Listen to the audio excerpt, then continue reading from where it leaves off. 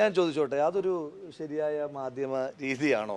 നിങ്ങളൊരു അല്ല, ഞാൻ പറഞ്ഞു ഇതൊരു ക്രൈം അല്ലേ? അപ്പൊ അത് ഓഡിയോ രാഹുലിന്റെ ആണോ എന്നുള്ള ഒറ്റ ചോദ്യമാണ്. കാരണം ഒരു കൊലപാതകമല്ലേ ഈ സംഭവം ചെയ്യുന്നത്.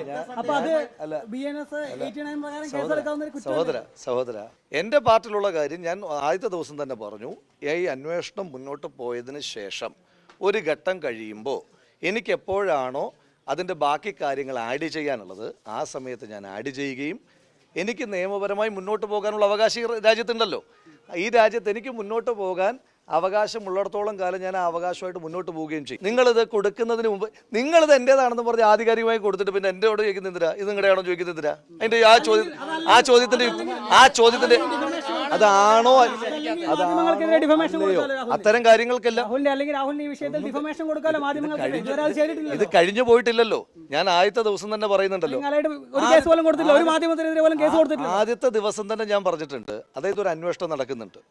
അന്വേഷണ സംഘത്തെ പ്രഖ്യാപിച്ചതിന് ശേഷമുള്ള എൻ്റെ ആദ്യത്തെ പ്രതികരണത്തിൽ തന്നെ ഞാൻ വളരെ കൃത്യമായി പറഞ്ഞു, ഒരന്വേഷണം നടക്കുന്നുണ്ടല്ലോ അല്ലേ, ആ അന്വേഷണം പൂർത്തീകരിക്കട്ടെ.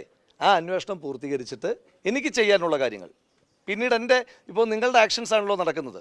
ആ അന്വേഷണം കൂടി കഴിയട്ടെ. അന്വേഷണം കൂടി കഴിഞ്ഞിട്ട് പിന്നെ ഞാൻ എന്താണ് റിയാക്ട് ചെയ്യേണ്ടത്, എപ്പോൾ റിയാക്ട് ചെയ്യണം, എങ്ങനെയൊക്കെ നിയമപരമായി മുന്നോട്ട് പോകണമെന്ന് അത് തീരുമാനിക്കാനുള്ള അവകാശം അത് ഞാൻ കൃത്യമായി പറഞ്ഞല്ലോ. ഞാൻ പറഞ്ഞല്ലോ, നിങ്ങൾ പറയുമ്പോഴല്ലല്ലോ ഞാൻ വിശദീകരണം തരുന്നത്. അന്വേഷണം ഞാൻ ഇപ്പോഴും പറയുന്നു, ഈ അന്വേഷണം മുന്നോട്ട് പോകട്ടെ. അന്വേഷണത്തിൽ ഞാൻ തീരുമാനിച്ച അല്ലെങ്കിൽ ഞാനുമായി ബന്ധമുള്ള ആളുകൾ തീരുമാനിച്ച നിയമവിദഗ്ധരുമായി ആലോചിച്ചപ്പോൾ തീരുമാനിച്ച ഒരു ഘട്ടമുണ്ട്. ആ ഘട്ടം കഴിയുമ്പോൾ എനിക്ക് പറയാനുള്ളത് ഞാൻ പറഞ്ഞു തുടങ്ങും. അതുപോലെ തന്നെ പിന്നെ നിയമപരമായ കാര്യങ്ങളൊക്കെ, നിയമപരമായി എന്തെല്ലാം പോരാട്ടം വരാനിരിക്കുന്നു, എൻ്റെ ഭാഗത്തു നിന്നുള്ള എന്തെല്ലാം നിയമപരമായ പോരാട്ടം വരാനിരിക്കുന്നു, അതിനൊക്കെ സമയമുണ്ടല്ലോ. എന്തിനു തിരക്കൂട്ടുന്നത്?